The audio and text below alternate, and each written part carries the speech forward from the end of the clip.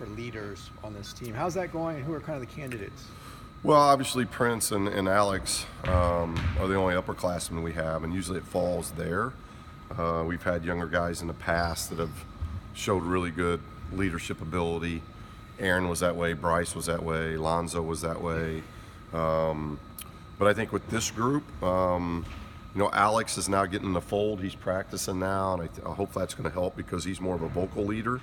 But we really need, I think, Chris Wilkes and Jalen Hands. Those are two guys that, from a leadership standpoint, and they're getting better. It's a work. It's not, leadership's something that you got to develop, and both of those guys are doing a better job. But I think those two, there's so much that falls on their shoulders of responsibility that those are the most natural leaders we have. What would that do for the team if they were able to hone those skills and really grow into that role? Well, obviously it helps because I think we're playing 25, 30 pretty solid minutes, especially defensively. We're still a work in progress offensively because we're so young and understanding spacing and moving the ball and the art of screening, the art of understanding what to do after a screen, reading of cuts. It's just a very young team, and so I know that that's going to take some time to develop. Defensively, I think we've done some good things. We just can't sustain it, and that's what we're really trying to harp on our guys about. But again, it's a youth thing of understanding how hard you got to play over 40 minutes, not 25 or 30 or. We see things like we're doing well defensively, and then all of a sudden our offense isn't doing well, so that affects our defense, and you can't do that. It's just a young, a mature thing that our guys are dealing with, and we do. The coaches, we talk about all the time. We got to be patient. I love this group, but it's going to be a process. It's going to be a journey with them because they're going through it for the first time, and we're watching a lot of tape. I think they're starting to see it. And then you just hope there's going to be some growth. Alex, you mentioned Alex. Where is he timetable-wise for playing?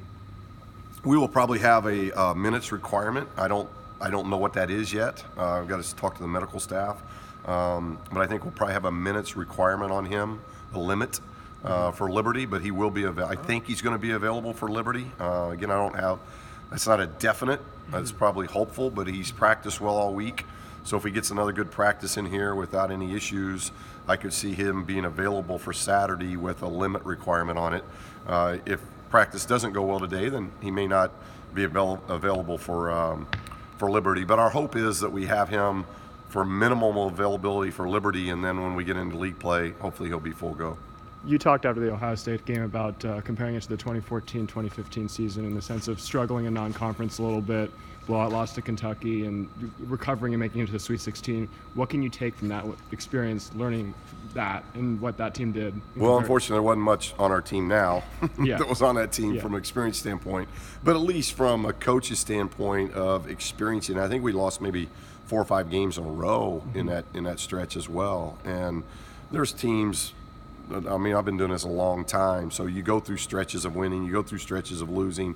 It's how you handle it, how you grow, how you develop, and that's really what we've been talking to our guys about. That we've lost to really good basketball teams. In the Belmont game, we were up 14, and that's really, I think, where it, to me, and that's what we've been addressing with our team, is the sustainability defensively, the sustainability offensively of sharing the ball. We do it in spurts. We just haven't been able to do it for 40 minutes, and that's what we've got to correct and get better. And if we do that, then I like where we're at, going into league play. But this is a crucial 40 minutes for us tomorrow to just try to, we came back off the road trip where it wasn't successful, very similar to what it was in Vegas. Now can we respond? And can we have growth for 40 minutes and figure out how a way of getting a win? And then we had a full week of practice going into Stanford Cal. How do you get that consistency, the team to do the things you're saying? Well, it's a difficult thing because the young players there's so much on young players' plates of what they're trying to learn, what they're trying to take in. And so we're trying to minimize that stuff. We're trying to kind of show them less things versus more, simplify things of what we want to do offensively, simplify what we're wanting to do defensively, and just get the basics down fundamentally, both offensively and defensively, to free their minds up a little bit, because this is a group of guys. They got a deep care. They're a prideful bunch. They don't like losing. They don't like not playing well.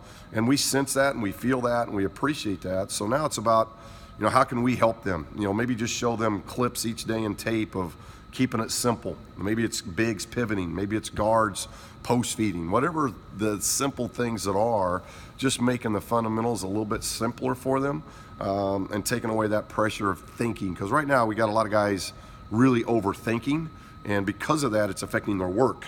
And it's up on it's work, think, and then you have fun. And right now we're overthinking, not working the way we need to work, and because of that, we're not having the fun that we want to have. And a lot of young players try to have fun before they understand work, or they have fun before they think. And I've always been a big believer as a player and all through my coaching, if you understand work and you understand the ability to think, then you have fun.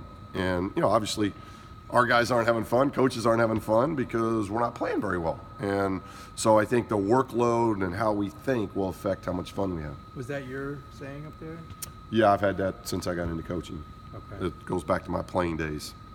So where did you get it from? Did you get it from somebody? No, my dad just taught me. Being a coach's kid, my dad taught me from when I was very young that once I understand how hard you have to work and how deeply you got to think the game, then you'll have fun with the game. If you don't ever understand how hard the game is to play and how hard the game is to think, you're never going to have the fun that you want to have. And so it's something that's just stuck with me. And that's why I invented the individual workout that I did when I was a player, and why we're so into our guys with their development, both mentally and physically, because we want them to have the most fun they can have. But every player is different. Every personality is different, and you're just trying to get to each of them of understanding, hey, if you work at this level and you think at this level, things will start falling into place and you're going to have a lot more fun. Chris Smith got off to a really strong start this season, but looking at the last handful of games. And we got to get him going again. Chris is a huge piece of what we're doing because he started the season, his first 5 games were outstanding.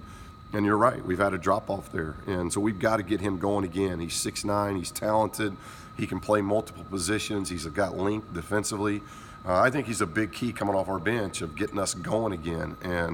And he's been a focal point here since getting back from Chicago of a lot of film and just working with him and letting him know how important he is, because he's a big key for us, and we got to get him going again. In the same way, Moses as well. Mm-hmm. And Moses is very young, and he's learning too about just how this game's so much more than just showing up and playing. But they get that from AAU to the summer play that they get, and there's always another game, and so there's things Moses is learning. Now bigs are going at him in the post. So early in the season they didn't do that because they saw a guy 7'2", and they stayed away from him. Now they're going at him. So watching tape and learning and understanding that this is how teams are playing you now. There's a 12-game package out there, and so they get a lot of film on you, and they're getting to see where you may have weaknesses, and those are getting exposed. And so he's learning that. But he's got a great work ethic, and we love what he's doing. But you're exactly right. The production for Mo has got to get up as well. All good? Yep. Thank you.